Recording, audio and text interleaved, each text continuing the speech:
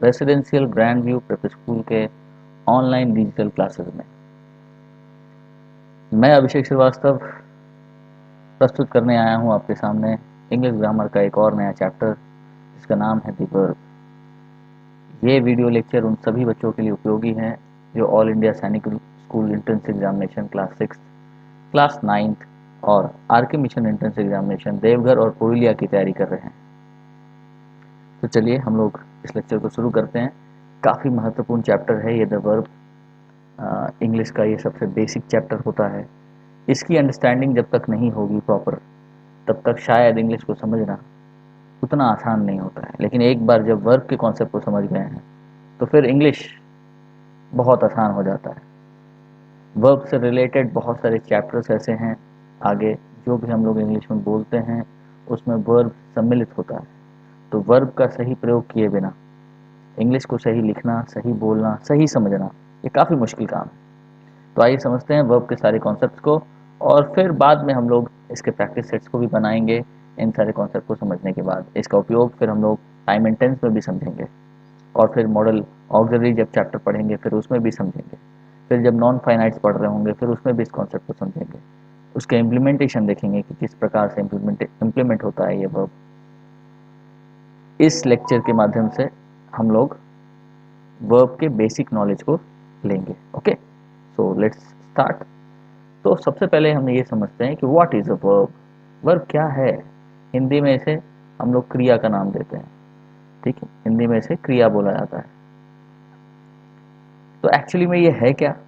तो it is a word use to express action, feeling, existence.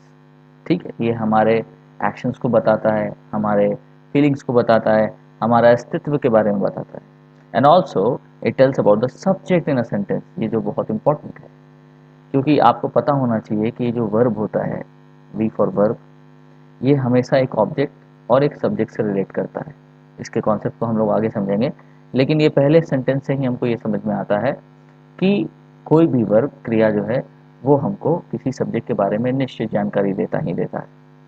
Okay, verb बहुत सारे हैं, उनकी कोई गिनती नहीं है। जैसे कि रन, प्ले, गो, स्लीप, फील, लिव, और भी बहुत सारे हैं। लेकिन वर्ब को दो मेजर क्लासेस में बांटा गया है। पहला बोलते हैं हम लोग मेन वर्ब, जिसको आप principal verb, ordinary verb, lexical verb या फुल वर्ब भी बोलते हैं। तो इन सारे नामों से कभी कभी किसी पुस्तक में दिख जाए, कभी किसी संदर्भ में अगर इसका उपयोग हो जाए इन सब वर्ड का, तो इसे कंफ्यूज नहीं होना है। मेन वर्ब को ही हम लोग प्रिंसिपल वर्ब बोलते हैं, ऑर्डिनरी वर्ब बोलते हैं, लेक्सिकल वर्ब बोलते हैं या फुल वर्ब बोलते हैं। और इसके अलावा आता है दूसरा कैटेगरी जो होता है ऑक्सिलरी वर्ब, जिसको हम लोग हेल्पिंग वर्ब बोलते हैं। हिंदी में इसको सहायक क्रिया बोलते हैं। ओके, कौन सी क्रिया? सहायक क्रिया बोलते हैं। ओके, मेन वर्ब्स अनलिमिटेड है, इनकी कोई सीमा नहीं है, लेकिन इसके फॉर्म्स हैं V1, V2, V3, V4 और V5। इन्हीं वर्ब फॉर्म्स पर पूरे अंग्रेजी में वाक्य बोले जाते हैं। इनका सही प्रयोग करना बहुत ज़रूरी होता है, अन्यथा हमारी इंग्लिश गलत हो जाती है। हम गलत लिखते हैं, गलत बोलते हैं, गलत पढ़ भी लेते हैं शायद, और पढ़ के गलत समझ भी लेते हैं। इसका उपयोग V1, V2, V3, V4 और V5 का उपयोग हम लोगों को टेंस में समझना है। ओके, टेंस वाले चैप्टर में इसका उपयोग समझाया गया है। टेंस के जो डिफरेंट स्ट्रक्चर्स होते हैं, जैसे प्रेजेंट टेंस, पास्ट टेंस और फ्यूचर टेंस में, उसमें अकॉर्डिंगली हम लोग V1, V2, V3, V4 और V5 का प्रयोग करते हैं, जो सेंटेंस फॉर्मेशन में काफ़ी हेल्प करता है। बिना इसके सेंटेंस का सही फॉर्मेशन नहीं होता।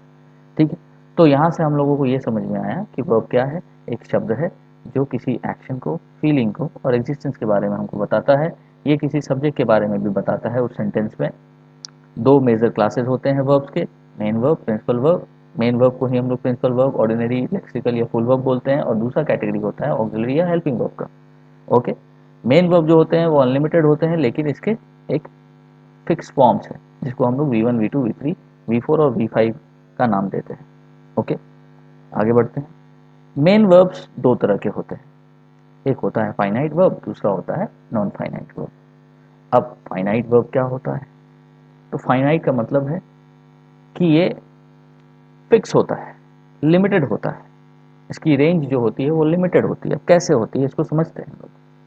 Finite verb, it is limited to the number, person, and tense of its subject. Or in other words, it can be said that it is an agreement. It is an agreement. Sorry, it agrees. Okay, it agrees with the number, person, tense of its subject. ठीक है, अब इसको समझिए आराम से। क्या बोल रहा है कि फाइनाइट वर्ब जो है अपने नंबर, पर्सन और टेंस, जो सब्जेक्ट का जो नंबर होता है, पर्सन होता है और टेंस होता है, उस पर ये डिपेंड करता है, उसके अनुसार ये अनुशासित होता है। या दूसरे शब्दों में हम कह सकते हैं कि ये वर्ब अपने सब्जेक्ट के नंबर, सब्जेक्ट के पर्सन और सब्जेक्ट के टेंस के द्वारा, टेंस से ये एग्री करता है, उसके अकॉर्डिंग आता है।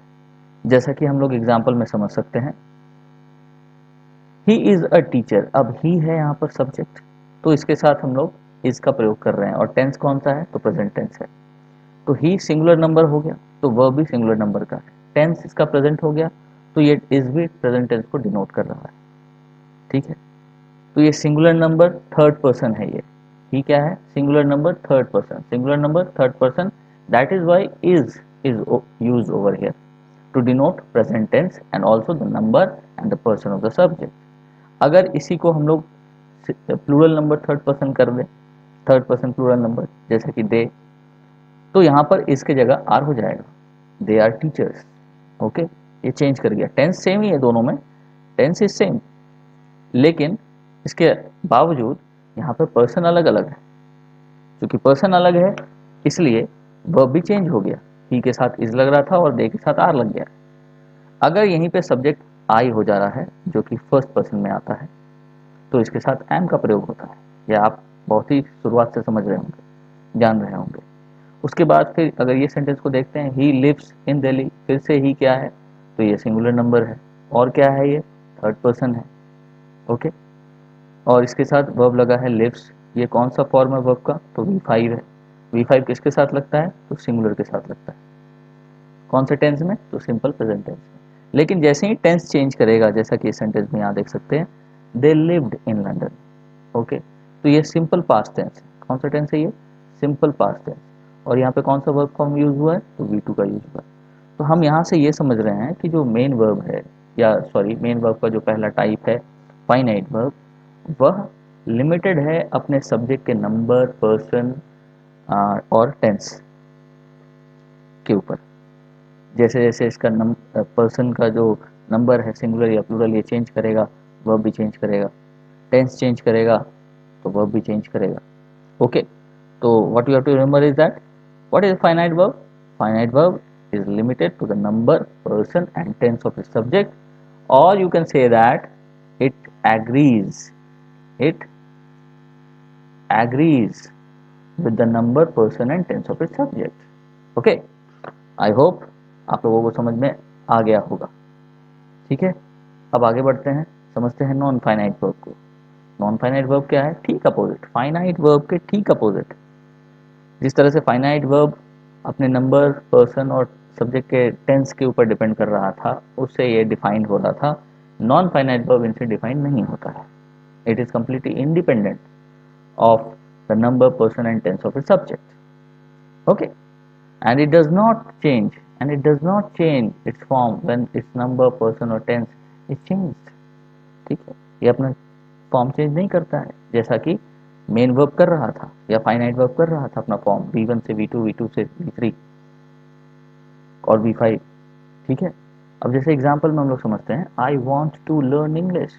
अब देखिए, टू लर्न, आई सब्जेक्ट है यहाँ पर फिर से आई सब्जेक्ट के सेकंड सेंटेंस में टेंस चेंज हो चुका है। यहाँ पर वांट है और यहाँ पर वांटेड है, टेंस चेंज है, लेकिन ये टू लर्न चेंज नहीं हुआ है, ये चेंज नहीं हुआ है। अगर ये टेंस सिंपल प्रेजेंट में आ गया है और सिंगुलर नंबर में आ गया है, ही अगर आता है यहाँ पर, आई की जगह अगर ही आता है, थर्ड पर्सन सिंगुलर नंबर, तो भी ये चेंज नहीं कर रहा है ये लर्न। अगर फिर से पर्सन हम चेंज कर रहे हैं, टेंस को भी चेंज कर रहे हैं, और यहाँ पर अगर रनिंग ट्रेन लगा रहे हैं, तो ये आईएनजी फॉर्म जो V4 है, ये भी चेंज नहीं करेगा। जैसे कि दे लाइक ड्राइविंग। ओके, तो नॉन फाइनाइट इस प्रकार से हम समझते हैं कि तीन प्रकार के होते हैं। एक होता है 2+V1 जिसको हम लोग इन्फिनेटिव बोलते हैं। उसके बाद होता है पार्टिसिपल जिसमें कि प्रेजेंट पार्टिसिपल, पास्ट पार्टिसिपल और परफेक्ट पार्टिसिपल है। इनको हम लोग अलग से चैप्टर में पढ़ेंगे। और फिर जेरेंट जो वर्बल नाउन जिसको हम लोग बोलते हैं, ये अपने सब्जेक्ट के नंबर, पर्सन और टेंस के साथ के अकॉर्डिंग चेंज नहीं करता है। क्लियर है बात? मैं फिर से रिपीट कर रहा हूँ, क्या हो गया नॉन फाइनाइट वर्ब, क्या समझ में आया हमें? हमें ये समझ में आता है कि non finite verb is not limited to the number, person and tense of its subject, और you can say that it does not change its form when its number, person और टेंस इज चेंज। और आपके समझने के लिए यहाँ पर ये एग्जाम्पल दिया है, जैसे कि अगर यहाँ पर they caught a running train, अगर यहाँ एग्जाम्पल में लिखा है they caught a running train, अगर मैं इस सब्जेक्ट को चेंज कर दूँ, यहाँ पर मैं ही कर दूँ और बाकी सब कुछ सेम कर दूँ, तो भी ये रनिंग ट्रेन ही होगा। ठीक है, ये रनिंग कहीं और नहीं जाने वाला है, ये अपना फॉर्म नहीं चेंज करने वाला, भले ही सब्जेक्ट क्यों ना चेंज हो जाए। अगर इस वर्ब को भी चेंज करते हैं, इसके टेंस को भी, कैच के कॉट की जगह अगर हम कैच लगाते हैं, प्रेजेंट टेंस में ले आते हैं, तो भी ये रनिंग ही रहेगा। They catch running, they catch a running train. Okay, तो दिस इज, आई होप आपको नॉन फाइनाइट वर्ब का कॉन्सेप्ट भी समझ में आ गया होगा अच्छे से। तो आज के वीडियो लेक्चर में हमने क्या समझा? हमने समझा कि वर्ब क्या होते हैं। तो यह एक वर्ड है जो एक्शन, फीलिंग और एग्जिस्टेंस को बताता है और सब्जेक्ट के बारे में बताता है। दो मेन प्रकार के वर्ब होते हैं, मेन वर्ब जिसको हम principal, ordinary, lexical, full verb भी बोलते हैं, और दूसरा प्रकार होता है ऑक्सिलरी या हेल्पिंग वर्ब का। मेन वर्ब जो होते हैं अनलिमिटेड होते हैं, उसके फॉर्म्स निर्धारित होते हैं V1, V2, V3 और V5। इसके साथ हमने क्या समझा? हमने समझा मेन वर्ब दो प्रकार के होते हैं, finite verb, non finite. Finite verb जो अपने सब्जेक्ट के नंबर, पर्सन और टेंस पे डिपेंड करता है, उसके अकॉर्डिंग गवर्न होता है, और आप कह सकते हैं कि वो अपने नंबर, पर्सन और सब्जेक्ट के जो टेंस है उसके साथ एग्री करता है। और यहाँ उदाहरण में हमने इसको समझा था। और दूसरा हमने समझा था नॉन फाइनाइट वर्ब, जो ठीक अपोजिट, फाइनाइट वर्ब के ठीक अपोजिट, जो अपने सब्जेक्ट के नंबर, पर्सन, टेंस पे डिपेंड नहीं करता है, उसके अकॉर्डिंग रन नहीं करता है, ये इंडिपेंडेंट है, जैसा कि हमने यहाँ एग्जाम्पल में देखा था। और नॉन फाइनाइट तीन प्रकार के होते हैं, इन्फिनेटिव, पार्टिसिपल और जेरेंट। अब नॉन फाइनाइट का एक सेपरेट चैप्टर है सिलेबस में, उसको हम लोग सेपरेटली पढ़ेंगे। ओके, तो आज के वीडियो लेक्चर में इतना ही, फिर हम लोग नेक्स्ट वीडियो लेक्चर में मिलते हैं। तब तक के लिए आप अपना ख्याल रखिए, and I hope you enjoyed this video. Thank you very much.